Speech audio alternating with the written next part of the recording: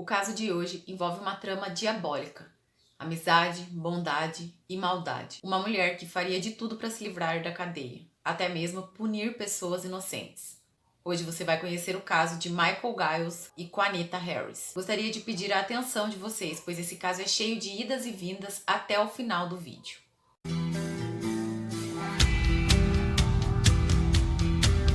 Michael Giles era um veterano militar e ele tinha 46 anos. Ele serviu seu país por cerca de 20 anos antes de se aposentar, em 1998. Ele era o filho mais novo de sua família e seus parentes dizem que a Força Aérea foi o seu primeiro amor. Ele sempre quis fazer isso e ele tinha como intenção viajar o mundo com esse trabalho. A família de Michael descreve como um cara muito feliz, animador e muito discreto. Ele era muito feliz vivendo em sua casa em Garland, no Texas. Michael adquiriu a sua casa através de um empréstimo que ele fez em um órgão para veteranos nos Estados Unidos. Ele fazia esse empréstimo, comprou a sua casa e mensalmente lhe pagava as parcelas. Como eu disse, ele era um homem discreto e muito reservado. Acabou que isso prejudicou um pouco a sua vida mais tarde. O feriado de 4 de julho nos Estados Unidos é muito comemorado por todas as famílias e na família de Michael isso não era diferente. Após 20 anos de serviço militar, ele não perdia nenhuma data comemorativa que ele pudesse se reunir com sua família. Porém, em 4 de julho de 2006, isso foi diferente. A sua irmã Gwen recebeu uma ligação de Michael avisando que ele não iria para o encontro naquele ano, que ele estava cozinhando em sua própria casa. Gwen achou muito estranho, porém quis respeitar a decisão de seu irmão. Após essa ligação, as semanas foram se passando e Michael não deu mais notícia para sua família. Gwen ligava diariamente para tentar falar com seu irmão, mas ela não conseguiu contato. Até que ela e seu marido Ron decidiram ir até a casa de Michael para saber se estava acontecendo alguma coisa. Quando eles chegaram lá, acabaram levando um susto porque a casa estava de fato abandonada. Não havia grama cortada. Quando ela olhou pela janela, não tinha móveis na casa, apenas uma placa colada na janela com o número de Michael, avisando que a casa estava à venda. Ela achou tudo muito estranho e decidiu novamente ligar para seu irmão. De lá mesmo, da casa dele, ela deixou um recado na caixa postal, perguntando o que estava acontecendo. Então, após alguns minutos, ela recebeu uma mensagem de Michael que dizia que ele estava precisando de um tempo, por isso teria ido viajar. Eles acharam aquilo normal, porque Michael sempre viajava. Ele era um homem que tinha muitos amigos pelo país. E uma vez por outra, ele ia para a casa desses amigos. Como ele era um homem reservado, novamente ela decidiu respeitar a sua atitude. Michael era tão reservado que nunca tinha nem apresentado nenhuma namorada para sua família. Ele não falava de garotas com eles, e para que eles conseguissem saber de qualquer coisinha, eles tinham que apertar e dar uma pressionada nele. Após isso então, Gwen e Michael trocavam mensagens esporádicas e e-mails. Mas em setembro de 2006, ela recebeu uma ligação que a deixou mais tranquila sobre seu irmão. Uma moça disse que havia visto Michael e sua linda noiva saindo de um cruzeiro, e ele teria derrubado o telefone quando saía do navio. Essa moça pegou o telefone então e entrou em contato com Gwen para avisar que deixaria o telefone de Michael em um cruzeiro. A Gwen disse que ficou muito chateada pelo fato de seu irmão ter viajado para se casar e não ter avisado nada para a família. Porém, o tempo foi passando e ela sempre trocava ainda mensagens com seu irmão por e-mail. E isso foi se postergando, até que em uma outra ótica dessa história, 12 de outubro então do ano seguinte, de 2007, 2 investigadores do Departamento de Veteranos entrou no prédio da polícia de Garland. Eles foram atendidos no prédio da polícia pelos investigadores Gary Sweet e Clint McNear. Os investigadores do Departamento de Veteranos disseram a Gary e Clint que estavam procurando um aposentado chamado Michael Giles, um possível desaparecimento. Eles disseram que Michael era um homem muito responsável e pagava os empréstimos todos os meses, correto, na data certa. Porém, há mais ou menos um ano, ele havia parado de pagar os empréstimos. Como consequência, sua casa seria hipotecada. E isso era uma atitude estranha para eles. Imediatamente, os detetives de Garland começaram a investigar o que teria acontecido com Michael e descobriram que a sua casa, então em outubro de 2007, estava alugada. Eles chamaram esse homem que morava na casa para prestar depoimento. E ele disse que alugou a casa legalmente. Esse homem disse que em setembro de 2006 estava procurando um lugar para morar quando viu o anúncio da casa de Michael. Essa casa estava sendo alugada por $995, o que era um valor muito bom para a região, e a casa era muito boa. Ele disse também que alugou essa casa de uma mulher chamada Quanetta Harris. Juaneta era então a proprietária da casa. Esse homem relatou à polícia que não era a primeira vez que ouvia falar do nome de Michael. Ele disse que chegavam pilhas e pilhas de correspondências para Michael, não como uma pessoa falecida, mas como uma pessoa que ainda residia naquele local. E ele disse também que depois de alguns meses morando na casa, ele recebeu uma carta de uma mulher chamada Tracy Knight. Essa mulher disse que Juaneta Harris havia falecido em um acidente de carro e ela era a nova proprietária da casa. Tudo isso foi uma bomba de informação para os policiais. Quando a família foi questionada, eles disseram que nem conheciam Juaneta, nem Tracy e nem esse homem que morava na casa, e que Michael nunca atrasaria os pagamentos dos empréstimos. Muito pelo contrário, sua irmã Gwen disse que Michael pagava seus empréstimos de 2 em 2 parcelas, porque ele queria quitar logo seu empréstimo para poder investir um resto de dinheiro. Quando a polícia jogou o endereço de Michael no sistema, eles descobriram que alguns meses atrás, uma vizinha de Michael teria entrado em contato com o 911 para avisar que haviam pessoas retirando móveis da casa de Michael durante a noite. Essa vizinha ligou, mas assim que desligou o telefone, ela foi até a casa. E quando ela questionou a mulher que estava lá, essa mulher disse a ela que era a nova proprietária da casa de Michael e que apenas estava vendendo alguns móveis velhos que ficaram por ali. Quando a polícia chegou ao local, a vizinha disse aos policiais que tinha tudo se passado por um engano e que na verdade nada demais estava acontecendo. Mas os policiais descobriram que nessa ligação a mulher passou a placa do carro que estava recolhendo os móveis. Com a placa do carro, os policiais chegaram a 2 homens, um pai e um filho. Eles trabalhavam para uma empresa de jardinagem. Esse homem, o pai, esclareceu que naquele dia estava trabalhando em uma casa próxima, quando uma mulher o abordou e perguntou se eles queriam comprar alguns móveis. Ele disse que quando chegou na casa, percebeu que a mobília era muito boa e muito nova. Então ele acabou comprando toda a mobília por $300. Essa mulher também teria perguntado a eles se eles conheciam alguém para fazer um serviço na casa. Ela precisava que cavasse um buraco de exatos 1,20 m por 1,80 m. Ela deu instruções exatas de como seria esse buraco. O filho do homem decidiu aceitar o serviço. E ele disse que ainda brincou com ela. Para quem eu estou cavando essa cova? Essa investigação foi toda muito rápida. No dia seguinte, o filho levou os policiais até onde teria cavado. Em cima do local desse buraco havia uma placa de concreto muito mal feita, que não parecia ter sido feita por algum profissional. A placa estava localizada em um lugar do quintal que não tinha muito sentido. Ela não tinha ligação com outras áreas da casa. Os investigadores Gary e Clint disseram que imediatamente passou um pensamento em suas cabeças. Será que Michael Giles estava enterrado ali? Os detetives entraram em contato novamente com a família de Michael e pediram para eles fazer uma queixa formal do seu desaparecimento. Assim, eles teriam acesso a contas bancárias, movimentações, poderiam fazer até uma busca na casa de Michael. Assim, os policiais descobriram que todo o dinheiro de Michael era transferido para a conta de uma mulher chamada Juaneta Harris, a mesma mulher que teria alugado a casa de Michael. Os investigadores descobriram que a casa de Michael não havia sido vendida, porém ela tinha de fato sido alugada legalmente. Descobriram também que a Juaneta não havia falecido. Ela estava morando em Detroit, no Michigan, e possivelmente ela tinha algo a ver com o desaparecimento de Michael. O detetive Gary foi até Detroit para poder falar com a Juaneta. Lá ele ficou montando campana na frente de sua casa.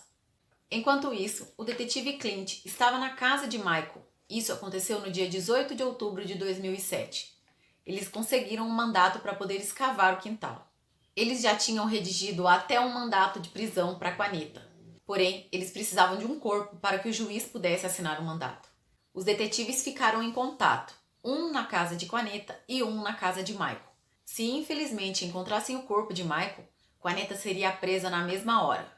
Porém, a investigação era lenta, o que deixava os detetives preocupados. Pedaço por pedaço de terra tinha que ser peneirado, a fim de encontrar alguma evidência ali. O detetive Gary, que estava na frente da casa de Juaneta, se assustou quando viu que ela estava saindo da casa.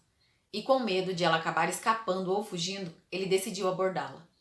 O detetive começou a conversar com Juaneta e perguntou se ela conhecia um homem chamado Michael Giles. Ele disse a ela que ele havia sumido e precisava de informações. Juaneta se mostrou muito preocupada e disse que Michael era um amigo muito grande dela. Ela disse que não havia falado com o Michael nos últimos tempos. O detetive continuou ali, enrolando Juaneta, e fazendo perguntas normais para ela, para poder ganhar tempo. Enquanto Gary conversava com Juaneta, algum tempo depois ele recebeu a infeliz ligação, dizendo que podia efetuar a prisão de Juaneta, pois infelizmente eles haviam encontrado o corpo de Michael Giles.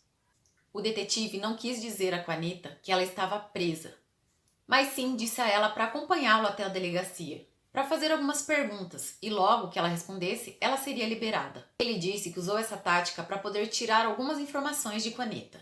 Michael Giles estava no fundo de uma cova, enrolado em um cobertor. Ele havia sido executado com um tiro na sua cabeça, a queima-roupa, de uma pistola 9mm. Na cova também foi encontrada uma almofada de seu sofá, que teria sido usada para abafar o som do tiro. Os policiais perguntam como Juaneta teria conhecido Michael Giles, e ela esclareceu que ela conheceu Michael aproximadamente 12 anos atrás. Eles eram vizinhos de porta. Juaneta era casada com um amigo de Michael, que também teria servido os Estados Unidos. Em algum momento do casamento de Juaneta, seu marido a expulsou de casa, e Michael teria oferecido abrigo para ela, oferecendo o quarto de hóspedes de sua casa para que ela pudesse passar alguns dias. Outras fontes, como amigos e familiares, dizem que Juaneta era ajudada por Michael financeiramente. Ele sempre dava dinheiro. Uma amiga de Juaneta disse que ela era uma mulher muito boa e parecia ser inofensiva. Porém, ela sempre falava de dinheiro. Sempre dizia que precisava de mais e mais dinheiro. Usava como desculpa cuidar de seu filho e de sua mãe, que já era uma senhora de idade. Em 1996, ela resolveu voltar, então, para Detroit. Lá, ela trabalhava como enfermeira. Alguns anos se passaram e ela e Michael retomaram contato. Eles conversavam por telefone e e-mails. Após algum tempo, então, decidiram começar um relacionamento. Mas o combinado dos dois era que ninguém soubesse desse relacionamento. Michael, sempre discreto, não contou nada à sua família. E Juaneta também não revelou a muitas pessoas. Voltando ao interrogatório, Juaneta ficou incomodada com os questionamentos do detetive. Ele perguntou se ela conhecia alguma mulher chamada Tracy Knight, que era a mulher que teria enviado a carta para o homem que morava na casa dizendo que Juaneta havia falecido em um acidente de carro. Juaneta disse que seu sobrenome era Knight e seu apelido era Tracy, mas que nunca enviou nenhuma carta para ninguém usando esse nome. O detetive começou então a tocar em assuntos mais específicos, na ligação para a polícia, falou sobre os homens que trabalhavam na empresa de jardinagem, sobre alguém que ela teria pago para cavar um buraco na casa de Michael, e logo foi tudo ficando tenso. Juaneta negou tudo, disse que nunca contratou ninguém para cavar buraco nenhum. E após algum tempo de tensão, ela disse ao detetive que precisava de um advogado. Então, seu interrogatório acabou ali, quando então o detetive deu voz de prisão para ela, dizendo que tinham sim encontrado o corpo de Michael. Ela foi presa e em sua casa em Detroit foi feita uma busca, onde encontraram seu computador, onde ela teria feito algumas pesquisas estranhas. Como conseguir remover sangue de um sofá, como fugir de uma cidade depois de matar alguém, como esconder um corpo. Em sua casa também foram encontrados alguns documentos com o nome de Michael Giles. A polícia descobriu que Juaneta havia transferido aproximadamente $210 mil para sua conta. Lá havia também um bloco de notas com todas as informações de Michael, e-mails, informações bancárias, senhas, usuários. Assim, ela conseguia se passar por Michael. Juaneta foi presa, porém ela pagou fiança e ficou em liberdade. No meio de toda essa papelada, a polícia encontrou uma procuração assinada pelo Michael, datada do dia 27/9/2007. Data essa que não batia, pois o Michael já estava desaparecido nessa época. Os policiais começaram então a investigar as pessoas que Juaneta havia transferido dinheiro, pois ela teria que ter um cúmplice para ter conseguido aquela procuração. Eles descobriram um homem que recebeu uma grande quantia de dinheiro, transferida pela Juaneta. O seu nome era DeAndre Knight. Esse homem tinha recebido quase $15 mil de Juaneta. Descobriram que na época esse homem era namorado dela. Assim que chamaram DeAndre para prestar depoimento, ele acabou contando tudo. Ele disse que Juaneta havia recebido a informação do banco de que Michael precisava estar presente no banco para assinar aquela procuração. Porém, ela disse ao banco que Michael havia sofrido um derrame cerebral e que estava impossibilitado de sair de casa, que ele estava acamado. Um executivo do banco foi até a casa de Juaneta para recolher a assinatura de Michael. E quando chegaram lá, encontraram Michael Giles deitado em uma cama hospitalar na sala de casa. Juaneta informou os policiais que Michael não podia falar, mas que ele poderia sim fazer a assinatura, pois ele tinha o movimento de seu braço. DeAndre relatou aos policiais que concordou em ajudar com Anita. Ele era um homem extremamente parecido com o Michael, como vocês podem ver nessa foto. Com algumas ataduras, uma máscara de oxigênio, ele facilmente se passou pelo Michael e assinou a procuração em nome de Juanita. O executivo do banco, comparando DeAndre com a sua identidade, achou que era a mesma pessoa, pois as ataduras e a máscara de oxigênio não dava para ver nitidamente seu rosto. Assim, ela conseguiu então total acesso às finanças de Michael. Como eu disse, Juanita estava aguardando seu julgamento em liberdade. Até que no dia 24 de abril de 2008, uma mulher chamada Erica Flores foi até a delegacia para confessar o crime contra Michael Giles. Erica deu detalhes sobre o crime. Ela disse que ela e 2 amigos estavam andando pela cidade quando resolveram fazer um assalto. Ela disse que entraram então na casa de Michael e ela teria atirado nele com uma pistola 9mm. Ela disse que teria ficado nervosa e acabou efetuando o disparo. Erica, também nesse depoimento, acabou apontando seus 2 comparsas. Ela disse que eram 2 homens que trabalhavam em uma empresa de jardinagem. 2 homens esses que a polícia já havia interrogado. Era exatamente pai e o filho que haviam comprado os móveis da casa de Juanita. Erica deu detalhes riquíssimos sobre o crime, coisas que somente os detetives sabiam. Isso confundiu demais a cabeça deles. Como poderia? Será que eles teriam acusado uma mulher inocente, Juanita? Mas logo o detetive começou a perceber que Erica não sabia de tantas informações assim. Quando ele questionou a ela qual idade teriam os rapazes que teriam ajudado. E Erica disse que ambos teriam por volta de 19 anos na época, 2 anos antes.